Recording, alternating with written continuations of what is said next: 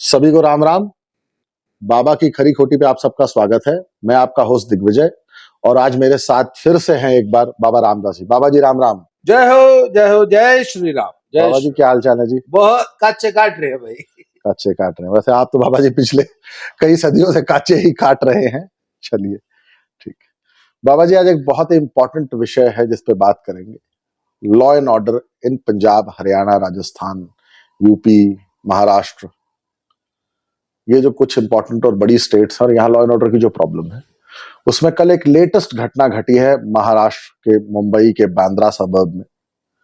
कई बार के एमएलए और स्टूडेंट लीडर बाबा सिद्दीकी का कल शरेआम वायु श्रेणी सुरक्षा में मर्डर हो गया।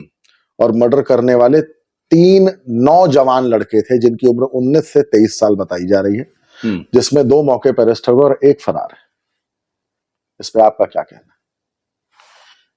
जो कल शाम को जब ये न्यूज आई तो मैंने सबसे पहले गूगल चेक किया, तो तब तक उसको डेड डिक्लेयर नहीं किया था। जब मैंने चेक किया तो उसमें लगा कि ही इज शॉट एट। शुरू में शॉट एट की खबरें चलती रही 3-4 घंटा, बाद में फिर रात को करीब लेट नाइट में शायद 9-10 बजे जो है ये ब्रेक हुई खबर कि बाबा सिद्दीकी इज नो मोर। और कल ही से जो है वो, अब किसने कराया, क्या कराया, क्यों कराया, इस पे अब तो खैर पुलिस इन्वेस्टिगेशन बताएगी जो भी है।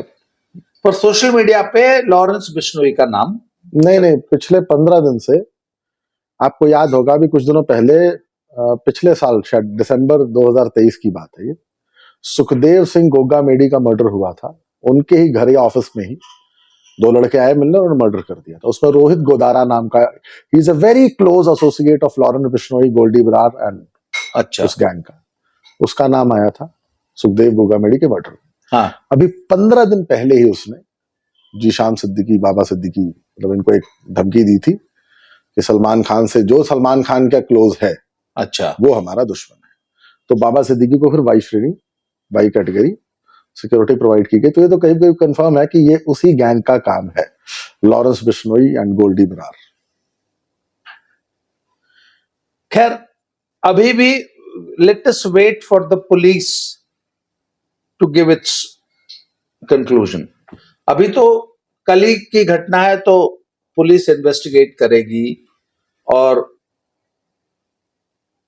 पुलिस अपना बताएगी। इसमें पुलिस 2 एंगल इन्वेस्टिगेट कर रही है, एक रोहित गोदारा, लॉरेंस बिश्नोई, और एक कोई स्लम रिहैबिलिटेशन का कुछ था। ये 2 एंगल्स से करे, कोई स्लम में पता नहीं ये रिहैबिलिटेट कर रहे थे या क्या कर रहे थे या रोक रहे थे, वो एंगल मुझे भी उतना क्लियर नहीं पता, लेकिन पुलिस 2 एंगल से उसको कर रही है, जांच कर रही है। खैर पुलिस और भी कई सारे एंगल्स, पुलिस हर एंगल से इन्वेस्टिगेट करेगी। अभी तक बाबा सिद्दीकी का जो प्रोफाइल पता चला है, मूलतः बिहार के रहने वाले थे। मूलतः बिहार के रहने वाले क्या थे, बस पैदा बिहार में हुए थे। फैमिली इनकी बहुत पहले से बॉम्बे में ही थी।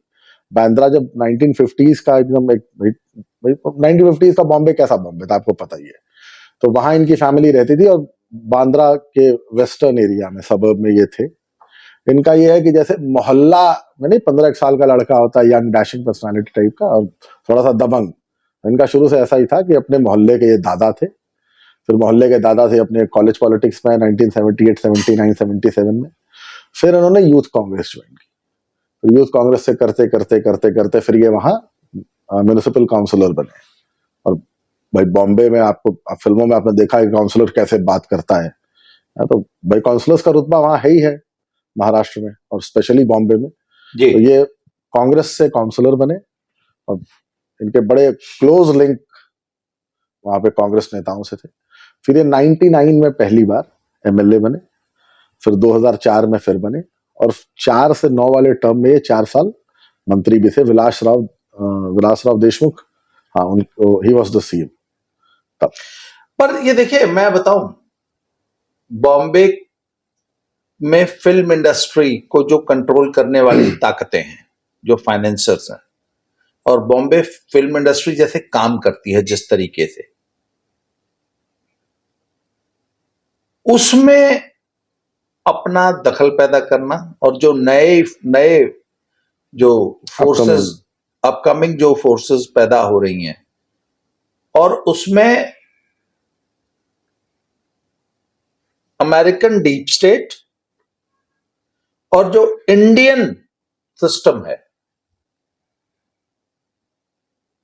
जो अब तक जो मुंबई माफिया का जो दखल था फिल्म इंडस्ट्री में, उसको खत्म करके एक नई फोर्स का एक कब्जा। नई फोर्स जो है फिल्म इंडस्ट्री में घुसने की कोशिश कर रही है। इस रूप में भी ये लॉरेंस बिश्नोई का जो जो सलमान खान से जो टसल चल रही है, इसके बहुत सारे डीप एंगल्स भी हैं, बहुत सारी। ये एंगल मैं भी मानूंगा कि आज लॉरेंस बिश्नोई की ईयरली इनकम मेरे हिसाब से तो हजारों करोड़ हो सकती है, तो उस पैसे को इन्वेस्ट करना भी ये एक एंगल हो सकता है। फिर लॉरेंस बिश्नोई का खुलेआम शरेआम सलमान खान को मारने की धमकी देना, और है कि तुझे तो जोधपुर में मारेंगे, और फिर आपको याद होगा संपत नेहरा का वहां रेकी करते हुए पकड़े जाना, सलमान खान के घर पे शूटिंग होनी, सलमान खान का फिर कई सारे इंटरव्यूज हैं, बयान है कि नहीं अब उतना खुलेआम साइकिल नहीं चला पाता हूँ, थोड़ा भाई हिसाब से रहना पड़ता है। तो लॉरेंस बिश्नोई, क्या आपको लगता है कि वो भी फिल्म इंडस्ट्री के इस नेक्सस पे कब्जा करना चाह रहा है, पुरानी फोर्सेस को बाहर करके? मुझे लगता है कि Lawrence Bishnoi is just a pawn being used by several forces, जिसमें जो भाई एक जैसे एक अमेरिकन डीप स्टेट है, एक तो एक इंडियन डीप स्टेट भी तो है ना। है। भाई दो दुनिया भर की जो अज्ञात ताकतें, जो कि अफगानिस्तान, पाकिस्तान, इधर उधर, कनाडा में इधर उधर जो अपना अपना थोड़ा काम करती रहती हैं। तो गुरपतवंत सिंह पन्नू की सुपारी दे दी, नहीं दी, किसने दी है, वो सब जो भी एंगल्स हैं, तो ये सब चीजें ऊपर से तो दिखाई देती नहीं है, अंदर अंदर बहुत कुछ चलता रहता है जी। तो मुझे ऐसा लगता है कि Lawrence Bishnoi is being used as a tool by some big forces, some forces, और जो कि डीप स्टेट को, अमेरिकन डीप स्टेट को न्यूट्रलाइज करने के लिए यहां पर भी एक डीप स्टेट है जो काम कर रही है। अच्छा, और डीप स्टेट जो है, या जो इस प्रकार की गवर्नमेंट एजेंसीज भी जो होती हैं, वो ऐसे तत्वों का बड़ा खुल के सहारा लेती, और इंटरनेशनल माफिया के साथ उनके बड़े अच्छे तालमेल रहते हैं, और बहुत सारे ऐसे कोवर्ट ऑपरेशंस होते हैं जो कि बहुत सारे ऐसे तत्व करते हैं। मैं आपकी बात समझ रहा हूँ बाबा जी। देखिए, बीच में आपको याद है सिद्धू मूसेवाले का मर्डर हुआ था? हाँ, वो मर्डर हुआ था लॉरेंस बिश्नोई जब अबोहर से 12th करके जब ये 2009-10 में चंडीगढ़ शिफ्ट हुआ और पंजाब यूनिवर्सिटी इसने ज्वाइन किया, डीएवी कॉलेज सेक्टर 10 चंडीगढ़, तो यहाँ पे इसके फ्रेंडशिप हुई। इससे सीनियर होते थे Ajay Pal Singh Middu Khera and his brother Vicky Middu Khera. Vicky, हाँ, यस, विक्की मिड्डू खेड़ा का मर्डर हुआ, जिसका मोहाली में मर्डर हो गया था। और इनका एक बहुत ही क्लोज फ्रेंड होता था मनकीरत औलख सिंगर। हाँ, ये क्योंकि ये सारे एकदम एक साथ के थे, 1-2 साल ऊपर नीचे, और मुझे लग रहा है लॉरेंस इज नियरली 31 या 32, और विक्की मिड्डू खेड़ा से 4-5 साल बड़े थे। तो जब इसको इलेक्शन लड़ाया पहली बार, तो उन्होंने ही लड़ाया था सोपू से। तो विक्की मिड्डू खेड़ा का मर्डर हुआ, तो उसमें इन्होंने लॉरेंस और पूरी गैंग ने मिलकर, गोल्डी बराड़ ने मिलकर, गोल्डी बराड़ भी इसका तब का ही फ्रेंड है, तब से इकट्ठे हैं 2010 से, चंडीगढ़ से इनकी फ्रेंडशिप है सबकी। तो फिर इन्होंने मर्डर किया सिद्धू मूसेवाले का। सिद्धू मूसेवाला कोई बहुत बड़ा माफिया नहीं था, बहुत बड़ा पॉलिटिशियन नहीं था, he was just mayor singer, 4 gunner लेके चलने वाला। तो कुछ भी नहीं होता, ऐसे आदमी को मरवाना किसी गैंगस्टर के लिए बड़ी चीज नहीं है। वैसे आपको लॉरेंस के लिए बता दूं, अयोध्या के बगल में एक सीट है, नाम नहीं लूंगा, और वहां पे एक बड़े दबंग माफिया, वहां से कई बार के एमएलए रहे हैं, और अभी भी जो बीजेपी को नहीं, राज्यसभा वाली उसमें जो था, कुछ सपा के जो विधायक सपोर्ट कर गए थे एमएलए, उनमें वो भी थे। उन्होंने नाम लिया है। गाजीपुर और बनारस से जब आप लखनऊ चलते हैं तो वहां के एक पूर्व बड़े माफिया कम नेता के कि फलाने मेरा मर्डर करवाना चाह रहे हैं लॉरेंस बिश्नोई के थ्रू। तो लॉरेंस बिश्नोई एक तो बाबा जी अब छोटी फोर्स नहीं रहा है, उसको आप इतना भी छोटा मत मानिए। जब यूपी के बड़े गैंगस्टर और पॉलिटिशियन, कई बार के एमपी एमएलए अगर लॉरेंस बिश्नोई का नाम ले रहे तो इसका मतलब Lawrence Bishnoi is some big force. और बाबा सिद्दीकी को नहीं नहीं, एक चीज और बताइए ना, यूपी के परिदृश्य में माफियाज के बीच में एक वैक्यूम क्रिएट हुआ है मुख्तार अंसारी और अतीक अहमद के जाने से। पूरी गैंग ही साफ हो गई, तो मुख्तार की तो पूरी गैंग साफ। तो पीछे जब मुख्तार अंसारी रोपड़ जेल में अपना टाइम काट रहे थे, तब ऐसा बताया जाता है कि he was under the protection of Lawrence Bishnoi group, या ही, या इसको मैं रिफ्रेम कर देता हूं कि he had a very good tuning with Lawrence Bishnoi gang, ऐसा आया था, चर्चा में आया था। अब जबकि मुख्तार अंसारी नहीं रहे और अतीक अहमद नहीं रहे, तो वो उनका जो पूरा एम्पायर है और उनका पूरा सिस्टम, उसको टेक ओवर करने के भी तो इन्हीं फोर्सेस में से कोई, उस वैक्यूम को भरने के लिए। बाबा जी मुझे भी यूपी में ना अब क्लोजली बड़े होने के बाद रहते हुए 11-12 साल तो हो गए। यूपी का एक नियम है, दूसरे जिले के माफिया को अपने जिले में बर्दाश्त नहीं करते। दूसरे जिले से आया जो लीडर होता है ना, सिंपल लीडर, माफिया छोड़ दीजिए, उसको भी लोकल लीडर्स बर्दाश्त नहीं करते। अच्छा फलाने जिला का हूं, आके हमारे जिला में नेतागिरी करी है, ये न चली। बाहरी भगाओ, चंदौली में तो एकदम बाहरी भगाओ का नारा चला था। तो जो वैक्यूम, नहीं नहीं, वो ये यूपी है, वो अभी यूपी है, वो ये वो वैक्यूम कभी नहीं भर पाएंगे, वो यूपी खुद ही भर लेगा। वहां इतने, अभी वहां इतने सक्षम माफिया है कि वो अपना वैक्यूम खुद भर लेंगे। वहां उसमें उनको वैक्यूम भरने के लिए बाहरियों की जरूरत नहीं है। भाई यूपी का तो इतिहास रहा है ना, दाऊद इब्राहिम यूपी, अबू सलेम यूपी, और इस टाइप के सो कॉल्ड जितने बड़े माफिया हुए हैं इंडिया में, सारे यूपी। आज वो कहीं बैठे हैं, एम्पायर कहीं से चला रहे हैं, है तो यूपी क्या पूर्वांचल। भाई लखनऊ से इधर के गैंगस्टर्स थे, वो सारा दिल्ली कंट्रोल करते रहे, लेकिन यूपी में गैंगस्टर्स की कमी नहीं है। तो ऐसा नहीं है कि यहाँ वहां का गैप जाके लॉरेंस बिश्नोई या उसका गैंग फिल करेगा। हाँ लेकिन इनसे मर्डर्स या वो करा लेने, हाँ हो सकता है पैसों के लिए भाई कॉन्ट्रैक्ट किलिंग करा रहे होंगे। और लॉरेंस बिश्नोई के पास उसके गैंग में कहते हैं कि 3,000 लड़के हैं।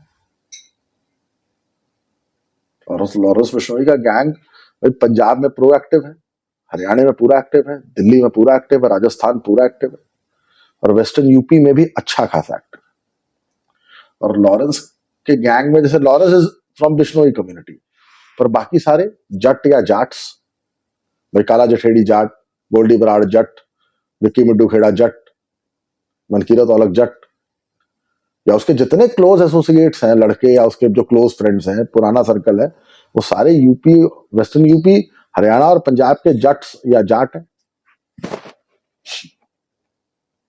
तो ऐसा नहीं है कि लॉरेंस बिश्नोई गैंग आज हल्का गैंग है, या मतलब लॉरेंस बिश्नोई बिग नहीं, फोर्स है। अगर अगर अगर पुलिस की, या जो ये सोशल मीडिया पे या मीडिया में जो थ्योरी चल रही है कि बाबा सिद्दीकी के मर्डर में इस गैंग का हाथ है, तो इसका मतलब इस गैंग ने अब मुंबई तक जाके, और आखिर एक बात बताइए ना, एक सोचने वाली बात है कि सलमान खान से इनकी कोई पर्सनल अदावत तो है नहीं, नहीं, या Salman Khan is just a tool. Salman Khan is a tool, he is just अ बस फिगर। हाँ, वो पॉपुलैरिटी उसके लेने के लिए। उसके नहीं नहीं नहीं, उसके बहाने मुंबई अंडरवर्ल्ड में घुसने का, उसके बहाने फिल्म इंडस्ट्री में अपना और इन्फ्लुएंस।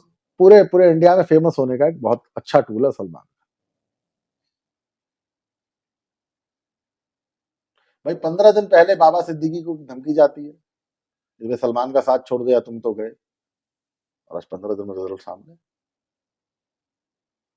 और वो एक पुरानी कहावत है ना कि खिचड़ी कितनी भी गर्म हो, अगर साइड से धीरे धीरे खाओ तो धीरे धीरे धीरे धीरे खाते खाते खाते आदमी सेंटर में पहुंच जाता है। तो क्या वो सेंटर पॉइंट सलमान खान है? नहीं नहीं, मुझे तो ऐसा लगता है कि ये सिर्फ एक्स्ट्रा सलमान खान को धमका के खुद को स्टैब्लिश करना एक्सटॉर्शन सलमान खान से सलमान खान से नहीं, पूरी इंडस्ट्री से। नहीं, वैसे एक बात है, लॉरेंस बिश्नोई को ये याद रखना चाहिए कि सलमान खान मोदी जी के साथ पतंग उड़ाता है। वो सब कहने की बात है। ही इज अ बिग फिगर, ऐसा नहीं नहीं, है। अभी हरियाणा के चुनाव में एक बात आई कि हरियाणा के जो गैंगस्टर्स जो कि विभिन्न जेलों में बंद हैं, वो वहां से एक्सटॉर्शन रैकेट चलाते हैं। पंजाब में पीछे आपको याद होगा कि 2 महीना पहले 3 महीना पहले कितना जबरदस्त हल्ला मचा था, और मतलब इतना इतना जबरदस्त माहौल बना। नहीं, मर्डर हुए हैं आपके एकदम बगल नकोदर में, एक पुलिस वाला मारा जो सिक्योरिटी में था, और जिससे नहीं मांगा नहीं, था और उसको जिस मारा। तरीके से वसूलियां हुई हुई है। हैं, इसके अलावा कनाडा में जो वसूली अभियान चला रखा है, कनाडा की तो जो इंडियन डायस्पोरा है, स्पेशली जो पंजाबी डायस्पोरा है, वो उसका तो इतना बुरा हाल है, उनका तो जीना आराम कर रखा है कि उनसे तो बाकायदे हफ्ता वसूली हो रही है, हफ्ता वसूली हो रही है।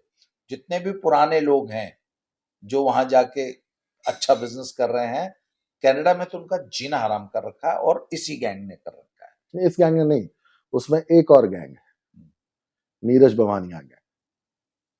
अच्छा, नीरज भवाना गैंग। तो नीरज भवाना गैंग का वहां क्या? जैसे अब है क्या कि लॉरेंस खुद तो फोन कर नहीं सकता, काला जशेड़ी खुद जेल में बंद है, तो फोन कौन करता है? गोल्डी बरार एंड एसोसिएट्स, वो लड़के जो कनाडा, अमेरिका, यूएस, दुबई या इधर उधर फ्रांस और बैठे हैं। यहाँ वहां बैठे हैं। तो सेम ये जो दूसरा गैंग है दिल्ली में, जो इनका राइवल गैंग,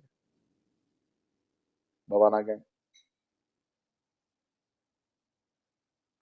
इनके भी वहां लड़के बैठे हुए हैं, फोन करते हैं। और अभी 4 दिन पहले मेरी हरियाणा में डिस्कशन इस बात पे हुआ है कि कोई भी पंजाबी बनिया या बिजनेसमैन, इतना त्रस्त आ गया था इन दोनों गैंग्स से, भाई इतने पैसे दे दे, तेरी सिक्योरिटी की जिम्मेदारी हमारी, तेने कोई तंग नहीं करेगा। एक तो जितना भी ये जुआ और सट्टे का बिजनेस करते थे, या बुक्स चलाते हैं, बेटिंग कराते हैं, ये 90% मुझे लग रहा है बेटिंग इन दोनों गैंग्स की ही होती है। भाई किसी जमाने में सब कहते थे कि आप बेटिंग करो, 1 रुपया यहाँ लगाओ तो जाता तुम्हें दाऊद की जेब में। आजकल मुझे लग रहा है दिल्ली और उसके आउटस्कर्ट्स में जितनी ये बेटिंग हो रही है लोकल, वो तो ये सारा गैंग ऑर्गेनाइज कराता है, और उन सब बुक कीपर्स से पैसा लिया जाता है, और उनके मर्डर होते हैं ना दो पैसा।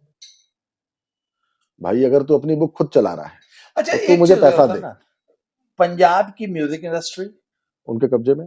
उनके पूरे कब्जे में है। अच्छा, ये भाई सिद्धू, कबड्डी की लीग में जो इनका है, कबड्डी के बिजनेस नहीं में। कबड्डी के बिजनेस में तो कब्जा हो गया, कब्जा हो गया, फेडरेशन एक नई बन गई, कबड्डी में तो फेडरेशन बन गई। नहीं, पर इधर हरियाणवी भाई हरियाणवी म्यूजिक इंडस्ट्री भी बहुत अच्छा ग्रो कर रही है। अभी हरियाणा में म्यूजिक इंडस्ट्री वालों से पैसा वसूला जा रहा है कि नहीं जा रहा है, इस पर तो देखिए मुझे कोई, मैं कमेंट नहीं करूंगा, मुझे कोई जानकारी नहीं है, और ऐसा कभी सुनने में आया नहीं है। लेकिन अब लोगों का तो ये कहना है कि भाई उस पूरे केस में आपको याद है मनकीरत वाला का इंटरव्यू भी आया था सिद्धू के मर्डर के बाद, तो उस पर इल्जाम लगे थे कि ये नए म्यूजिशियंस को ले जाके मिलवाता है और उनसे पैसे वसूलता है। ये गैंग जो पूरा है, लॉरेंस गैंग, ये मनकीरत औलख के थ्रू इंडस्ट्री पे कब्जा कर रखा है, और सिद्धू इसको अपोज करता था। तो सिद्धू जाके बैठ गया मनकीरत औलख और इसके जो अपोजिट राइवल गैंग था उनके साथ, जो कि पंजाब में अब तो पुलिस ने एनकाउंटर करके साफ कर दिया। उसमें 2 मेन नाम होते थे, Davinder Bambiha and Jaipal Bhullar, very prominent sportsman, discuss और जैवलिन और हैमर थ्रो के प्लेयर्स। लाइन चेंज हुई और गैंगस्टर बन। जब ये नया नया पंजाब में आया था ना 2010 में, तो 11, अच्छा, 12, 13, 14, पंजाब में भी क्राइम की ओर बढ़ने वालों में पंजाबी स्पोर्ट्समैन का बहुत अच्छा खासा। इधर इधर तो कम हुआ है, पर मुझे याद इधर है, पंजाब में स्पोर्ट्स भी कम पर हो गई मुझे ना। याद है कि यही हम लोग के सीनियर्स थे स्पोर्ट्स स्कूल में, जो सेंटर चलता था जलंधर में, वहां के 2-3 हमारे सीनियर्स थे जिनकी कॉलेजेस की मतलब उसमें एकदम चलती थी उनकी, नहीं नाम नहीं लूंगा, लेकिन 2-3 पहलवान थे, हम लोग कई उनका नाम लेते थे, फलाने भाई दे कोल करदा फलानी में। अच्छा अच्छा, खालसा कॉलेज के इलेक्शन हुए थे और एकदम शरेआम गुंडागर्दी दिखती थी उन लोग की। और वो रोड से जा रहे होते थे पैदल पैदल, तो जितना लड़का जाता सब सत श्री अकाल भाई, सत श्री अकाल भाई। और बाद में ठीक है अपना कनाडा अमेरिका शिफ्ट हो गए। नहीं तो एक बार मैंने वो एरा देखा है स्पोर्ट्स स्कूल, यही स्पोर्ट्स स्कूल जलंधर के लड़कों का, एथलीट्स का, और वहाँ मेन 2 ही सेंटर थे, एथलेटिक्स और रेसलिंग। और हंसराज स्टेडियम के सीनियर्स वहां जाके वहां एडमिशन ले रखे थे, वहां खूब इनकी चलती थी। और कॉलेज, वही कॉलेज पॉलिटिक्स में वोटिंग और या सारा मैनेज कराते थे।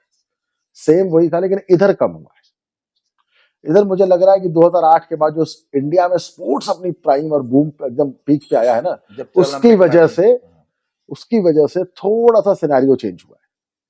स्पोर्ट्समैन अब, भाई किसी जमाने में आपको भी याद होगा ना कि 2008 से पहले ओलंपियन हो जाना ही बहुत बड़ी बात होती थी, हाँ कि ओलंपियन हो जाओ, अर्जुन अवार्ड ले लो।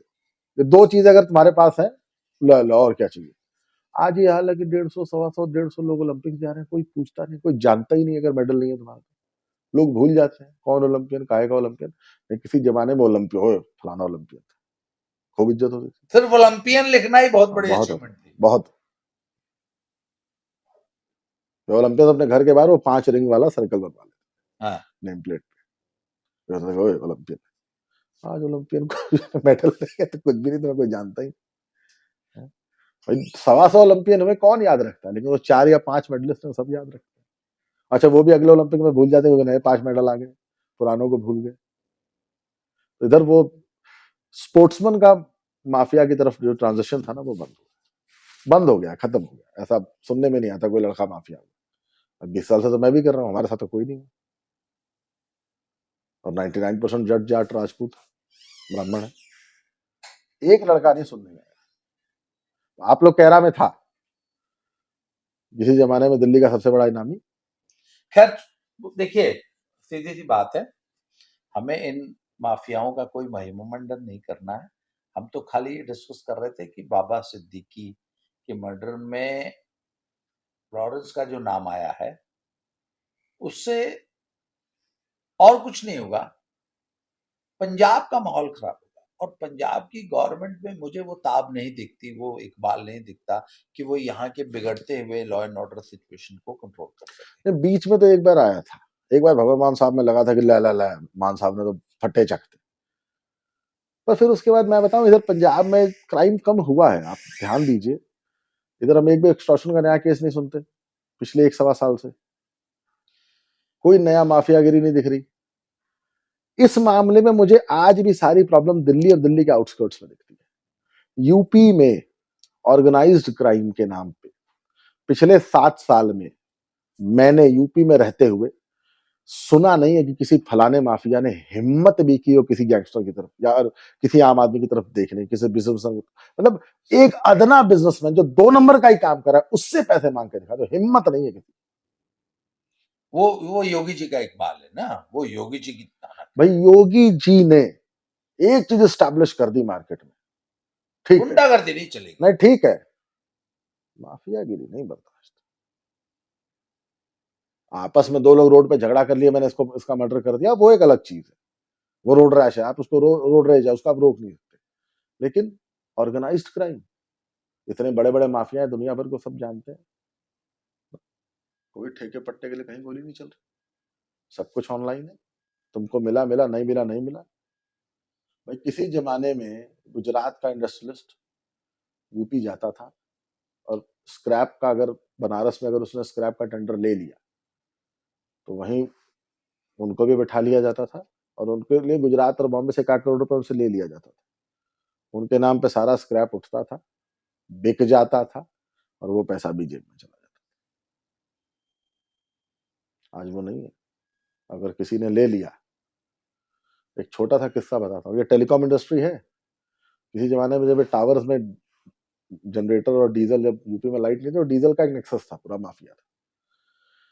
अयोध्या के बगल के एक बहुत बड़े माफिया है जिन्होंने इल्जाम लगाया था कि लॉरेंस के थ्रू मेरा मर्डर करा देंगे। अखिलेश यादव की सरकार थी 2012 से 2017। इंडस टावर नाम की एक बहुत बड़ी कंपनी है, उसके हर जिले में 40-50-100 टावर हैं। इंडस टावर के एक बहुत ही हाई रैंकिंग ऑफिशियल को अपनी कोठी पे बुलाए लखनऊ और बोले कि ये 4 जिला हमको चाहिए, 4 जिले में 400 टावर। और ये उस जमाने की बात है जब एक एक टावर पे एक एक दिन में 10-10 लीटर डीजल आता था एक्स्ट्रा। तो रोज का 4,000 लीटर डीजल, महीने का 12,000, 70 रुपए का रेट लगा लीजिए। तो उन्होंने मना कर दिया, कई थप्पड़ मारे।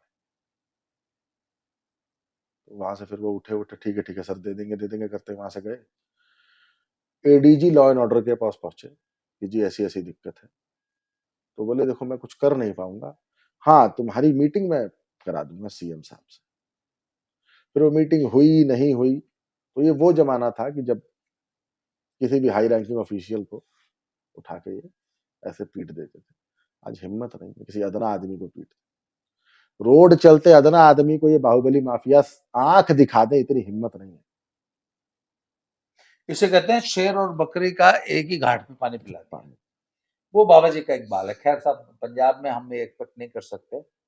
और नहीं नहीं, मुझे तो बहुत उम्मीद है भगवत मान साहब से। मान साहब ने पिछले 1.5 साल में क्राइम कंट्रोल किया, इसको आप लोग मानिए चाहे मत मानिए। 1.5 साल में तो नहीं, पिछले 2 महीने में हो सकता है, कुछ को हो सकता है कुछ हुआ हो, नहीं तो पीछे तो इतनी बड़ी एनार्की chaos था।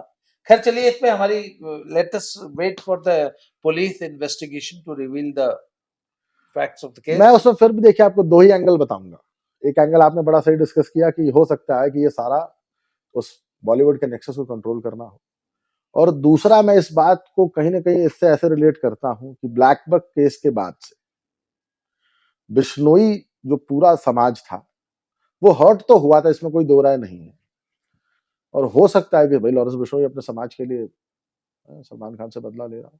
अच्छा, उसने कहा भी था कि हमारे मंदिर आओ और चुपचाप हमारे बुजुर्गों से मन से माफी मांगो और बात खत्म कर दो। नहीं सलमान खान नहीं की अपनी अकड़ है। नहीं, उसके बारे में बहुत सारी बातें मुंबई से छन छन के आई थी। मतलब वो माफी मांगने के बाद भी कुछ 100-200 करोड़ रुपए का कुछ चढ़ावा भी चढ़ाने की बात थी, उतना नहीं हो पाया था, ऐसा ऐसा सुनने में आया हो सकता है। था। हाँ,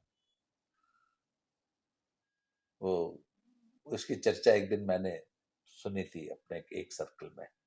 हम लोग लखनऊ में बैठे थे, हम्म। तो वहां पे एक थोड़े हाई लेवल के एक ऑफिसर हमारे पास बैठे थे पुलिस के। उन्होंने मुझे बताया था कि माफी तो एक दिन में मांग लेगा, आज कहो तो आज मांग लेगा, पर वो फिर माफी, उसको भी पता है माफी मांगने से पिंड नहीं छूटना है, और कुछ बहुत कुछ involved है। तो जो भी है जी, देखिए बात यह है ना कि लॉ एंड ऑर्डर की प्रॉब्लम। अच्छा, बाबा जी ने कैसे कंट्रोल कर, यूपी जैसा ड्रेडेड स्टेट, मतलब जो माफियागिरी के लिए प्रसिद्ध था कि हर स्टेट, हर जिले में एक बड़ा माफिया, हर जिले में एक बड़ा माफिया, हर जिले में एक बड़ा माफिया। और 5-7 छोटे भी तो। वो तो चलो भैया जी हैं तो भैया नहीं जी के नहीं, वो साथ। छोटे भी अन्यों के लिए बहुत बड़े हैं। हाँ हाँ, ले वो तो उनकी तो बात नहीं करनी चाहिए ऐसे भैया जी टाइप लोग। तो छोटा भी तो। क्यों, हमारे गाजीपुर जिले में तो गिनने लगोगे तो 1 दर्जन छोटे बड़े माफिया मिला के 1 दर्जन तो ज्यादा हो नहीं, जाएंगे। 2 तो बड़े ही हैं हाँ। और छोटे भी ठीक ठाक हैं, जो अपने आप को किसी से कम नहीं मानते हैं। तो 2 कैसे हैं? गाजीपुर में तो 4-5 बड़े हैं। और हाँ। 2-3 रिटायर हो चुके हैं, उसके बाद वो भी बड़े हैं। गाजीपुर में देखिए तो कोई एक गाजीपुर किसी एक माफिया के अंडर तो है नहीं, तो तहसील में 3-3 बड़े माफिया हैं। तो गाजी तो, लेकिन बाबा जी ने कंट्रोल कर लिया ना।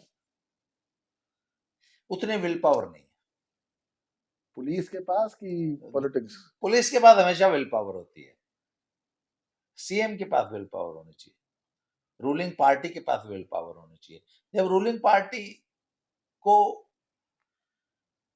कई बार माफिया को कंट्रोल करने से राजनीति प्रभावित हो जाती है ना। भगवंत मान साहब भी एक चाहेंगे तो एक एक दिन में कंट्रोल कर देंगे, पर उससे उनका वोट बैंक खराब हो जाएगा। वो जितना जो गुंडा तत्व है ना, उसी की वजह से उनको वोट मिलता है। बहुत ज्यादा खोल के नहीं बतिया सकते हैं इस विषय पे। इस विषय को आज यहीं समाप्त किया जाए, क्योंकि अगर इसके अंदर घुसेंगे तो फिर बहुत ज्यादा गहरे डुबकियां लगानी पड़ेंगी। इस टॉपिक को आज यहीं समाप्त करते हैं। अगले किसी विषय पे फिर से दोबारा चर्चा होगी। आज के लिए इतना ही। बहुत बहुत धन्यवाद। Thank you very much. धन्यवाद जी आप सबका। जय श्री राम। जय श्री राम।